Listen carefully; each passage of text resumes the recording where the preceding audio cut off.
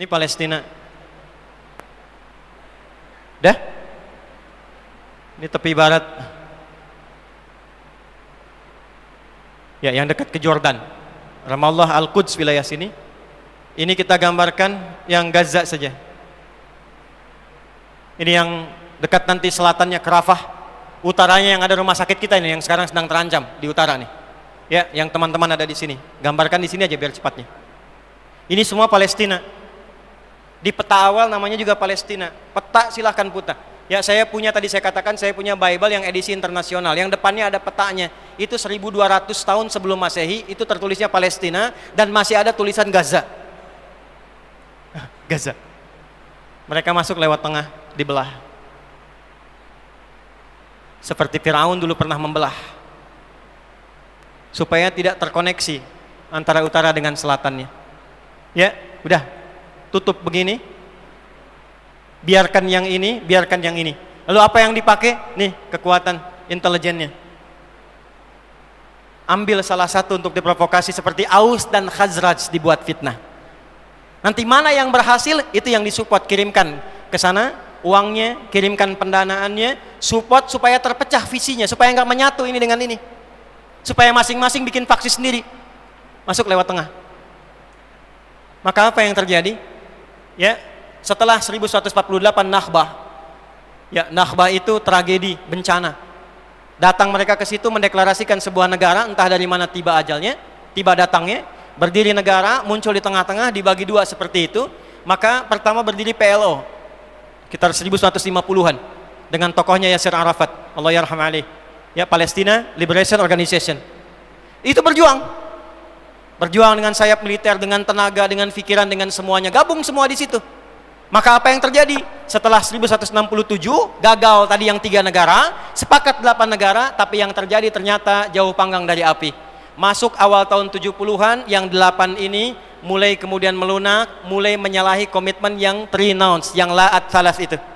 Mulai buka hubungan diplomatik. Padahal yang 3 itu mengatakan tidak ada hubungan diplomatik. Tidak ada kerjasama, tidak ada pengakuan, tidak ada damai. Itu semua dilanggar, semua buka hubungan kerjasama. Baik yang langsung ataupun yang diam-diam.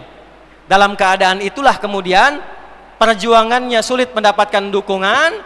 Dan kalau Anda menelusuri sejarah, ternyata tahun 1931 sudah ada orang-orang dari Indonesia, walaupun Indonesianya belum lahir, yang sudah berangkat sampai ke Gaza. Yang pemimpinnya yang berada di Mesir pada masa itu dan bertemu dengan Syekh Al-Amin Al-Husaini, namanya siapa? Masih ingat? Kiai Haji Kahar Muzakir. Kiai Haji Kahar Muzakir menggerakkan 6 orang pemuda dari Mesir untuk ikut berjuang, bahkan berjuang dengan militer. Ada yang namanya Jaka, ada yang dari Lampung, ada yang dari NTB, ya, ada yang dari NTB, ada yang dari Lampung, ada yang dari mana-mana. 6 orang berjuang sampai syahid di sana. Ya, ada yang datang ke sana. Dulu masih perjuangan, karena kenapa? Palestina, mereka juga membela perjuangan kita di sini, kita pun mendukung perjuangan mereka di sana. Ya, makanya ketika kita akan deklarasi kemerdekaan 9 September 1144, Syekh Muhammad Al-Amin Al-Husaini itu mensupport sampai berangkat di Jerman, di radio Jerman, itu mereka mendukung melalui Syekh Muhammad Al-Amin Al-Husaini, mufti pertama yang memberikan dukungan kemerdekaan Indonesia dari Palestina. Dari Yerusalem beliau. Ya, negara pertamanya Mesir, mufti pertamanya dari Palestina. Dibalas itu dengan Kiai Haji Ahmad Muzakir, ya, yang beliau datang kemudian ke sana, Kahar Muzakir datang ke sana, memimpin, membawa dengan tulisan-tulisan yang tulisan itu diabadikan kelak. Nanti ada di Suara Muhammadiyah, ada juga di edisi Mujtama yang di copy paste tulisannya oleh Babeh Ridwan Saidi kemudian hari. Sampai sekarang masih bisa diakses tulisannya.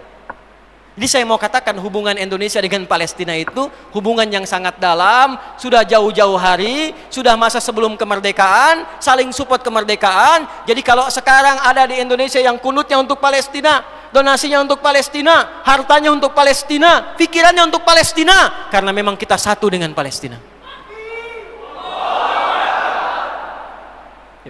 Tapi yang mau saya katakan tadi, karena sudah nggak ada harapan, maka sebagian bangkit. Maka muncullah Syekh Yasin, Ahmad Yasin. Syekh Yasin ini menarik. Beliau berangkat ke Mesir tahun 1155-56, belajar di Al-Azhar. Ditangkap oleh rejim pada masa itu karena diduga ikut dengan gerakan Ikhwanul Muslimin. Dulu Jamal Abdul Nasir itu sahabatan dengan Syekh Hasan Al-Banna, sahabatan dua-duanya itu. Cuma karena beda pandangan politik, kemudian beda pandangan, maka gerakan Syekh Al-Banna kemudian dimatikan. Singkatnya begitulah. Ya, dianggap kemudian menyimpang karena masalah politik dan kita nggak ikut-ikut ke sana. Singkatnya bagaimana? Syekh Yasin datang tahun 50-an ke sana, kemudian ke Al-Azhar, ditangkap, dikira gabung ke gerakan Ikhwanul Muslimin. Beliau bingung, nggak tahu kok ditangkap. Setelah kemudian diteliti, diidentifikasi, ternyata nggak terlibat. Tapi dari situ kemudian beliau mengenal lebih jauh. Ikut ke situ, ikut gerakannya, ikut kemudian apa yang dilakukan dari gerakan-gerakan tarbiyahnya sampai pada tanggal 14 Desember tahun 1987 ketika melihat realita tidak ada yang berjuang lagi, sementara anak-anak ditawan, perempuan dibunuh, orang di jalanan ditembak begitu saja, masyarakat dipecah belah, Al-Aqsa semakin digali semakin dekat, tidak ada yang mempertahankan, sementara dunia Islam di luar tidur semua. Maka beliau membentuk dengan sahabatnya 6 orang, termasuk di situ ada Syekh Dr. Abdul Aziz Ar-Rantisi, ya, dengan beberapa kolega yang lain. Maka didirikanlah gerakan Harakah Muqawamah Al-Islamiyah, disingkat dengan Hamas namanya. Itu yang sekarang jadi trending topik gitu. Ya. Maka dari tahun 80-an itu mereka dididik oleh Syekh Yasin dengan Al-Qur'an. Diajarkan kepada mereka tentang kisah-kisah ini. Bagaimana perjalanan Yahudi, karakternya bagaimana, sifat penakutnya bagaimana, cara masuk ke mereka bagaimana, seperti apa gambarannya, dan dihitunglah siklus 40 tahunan. 1987, 40 tahun ditambah itu berapa? 2027. Jadi disiapkan oleh beliau 3 fase di surah Al-Isra yang tadi dibaca, khususnya ayat 4 sampai dengan ayat ke-7-nya. Wa qadayna ila bani Israila fil kitab la tufsidunna fil ardi marrataini wa la ta'lunna 'uluwan kabira. Bani Israel itu kata Allah sudah tetap perjalanannya dari sejak generasinya ini berjalan selalu merusak dan mewarisi karakter-karakter tadi. Ya. Lompat sedikit, ini mau kita tutup nih. Masih ingat ayat di Quran Al-Baqarah ayat 65?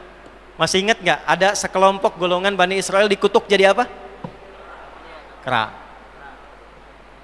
Antum pernah riset kera nggak? Ini saya ajarkan Al-Irsyad ya, sekolah Al-Irsyad Pak Abdul Rahman ya. Anak-anaknya ajak ke kebun binatang. Ya. Keluarkan semua hewan yang ada di Al-Quran, riset karakternya di kebun binatang itu. Tanyakan pada pawangnya. Saya ngajar tafsir di Libya. Saya bawa anak-anak yang belajar dengan saya ke kebun binatang di Libya. Tugasnya satu, keluarkan semua hewan yang ada di Quran, lalu teliti karakternya. Kalau nggak tahu, tanyakan pada pawangnya. Maka kelompok kami ada kelompok kera, kelompok unta, ya, kelompok gajah dan yang lainnya. Ya, paling nggak enak kelompok kera kalau dipanggil. Unta enak datang, gajah datang, begitu kera susah. Ya. Saya langsung ke kera saja. Bagaimana cara ngetesnya? Dia datang ke situ, dia lempar makanan. Begitu dilempar, diambil dengan tangan yang kanan. Lempar lagi, diambil dengan yang kiri. Lempar lagi, diambil dengan 2 kaki. Ya, begitu kawan sesama kera datang ke situ, dia usir. Tapi kalau dia lihat diuji di tempat lain dikasih banyak, dia usir kera yang ada di situ, dia ambil dan kuasai tempat itu. Itulah sebabnya kenapa Allah memberikan gambaran kutukan dengan kera, karena perilakunya sama-sama mirip. Kalau melihat kenyamanan, datang ke situ, keluarkan penduduk asli yang di situ, ambil semua barangnya. Kalau ada yang mau protes, habisi semua. Kera. Itu. Nggak percaya silakan cek. Ya, silakan cek. Maka apa yang terjadi? Kerusakan akan terus dibangun sampai ada kemudian ketiga fase. 3 fase ini sudah selesai 2, sekarang masuk yang ketiga. Maka yang ketiga ini, fa idza jaa wa'dul akhirati.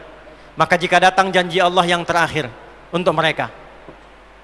Apa fase yang ketiga ini? Ada 3 bagian lagi. 1, liyasu'u wujuhakum. Yang kedua, waliyadkhulul masjida kama dakhaluhu awwal marrah. Yang ketiga, waliyutabbiru ma'alahu tatbira. Ya. 1 sekarang sedang diperlihatkan, liyasu'u wujuhakum.